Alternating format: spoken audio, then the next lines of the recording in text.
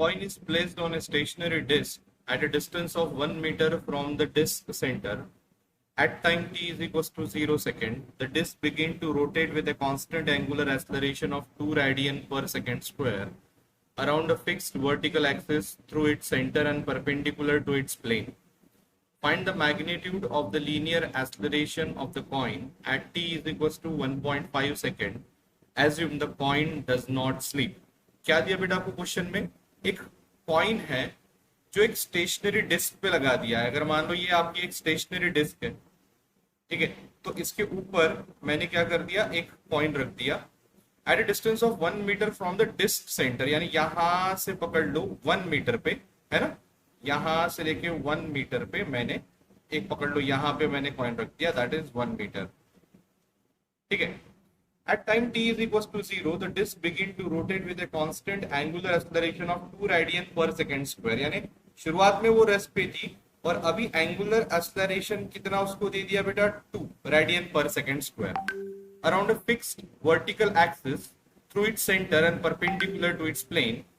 Find the magnitude of the linear acceleration of the coin at t is equals to 1.5 second. यानी alpha 2 radian per second दे दिया, अभी ये 0 second से शुरू हो गया, तो 1 सेकंड 2 सेकंड के बाद इसने कुछ तो भी एक एंगुलर स्पीड एक्वायर करी होगी, बराबर है. तो वो पूछ रहा है कि 1.5 सेकंड के बाद आपका लीनियर एक्सेलरेशन का मैग्नीट्यूड क्या होगा, ये आपको बताना है, बराबर. और एज्यूम करना है कि कॉइन जो है वो स्लिप नहीं हुआ है, अपनी जगह पकड़ के है. ठीक है.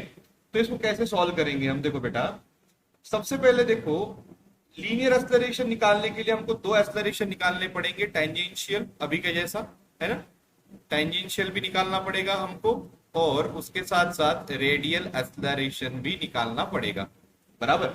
अब अगर टेंजेंशियल एक्सेलरेशन निकालने जाओ तो मेरे पास सीधा फॉर्मूला है, tangential acceleration at is equal to क्या, r इंटू अल्फा. तो r कितना हो गया 1 और अल्फा कितना हो गया 2, तो ये बन गया क्या तुम्हारा 2 मीटर पर सेकेंड स्क्वायर, बराबर.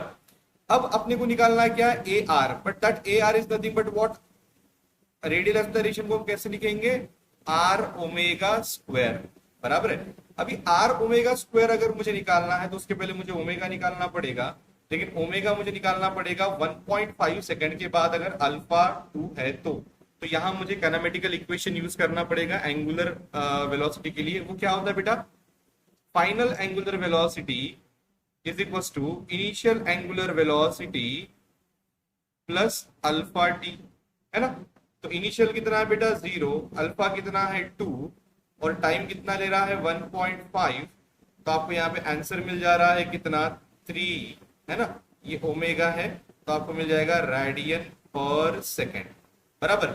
अब मुझे ओमेगा मिल गया, अब मुझे क्या निकालना है बेटा, ए आर निकालना है. तो ए आर कैसे निकालूंगा मैं, a r is equal to what, r omega square. अभी आर कितना है बेटा 1 और ओमेगा स्क्वायर यानी 3 का स्क्वायर यानी हो गया 9. So your answer is what, 9 metre per second square, बराबर. तो बस अभी मुझे एक 9 मिला है और एक दूसरा 2 मिला है, और अगर मुझे निकालना है लीनियर एक्सेलरेशन तो ये बन जाता है under root of 80 square plus a r square.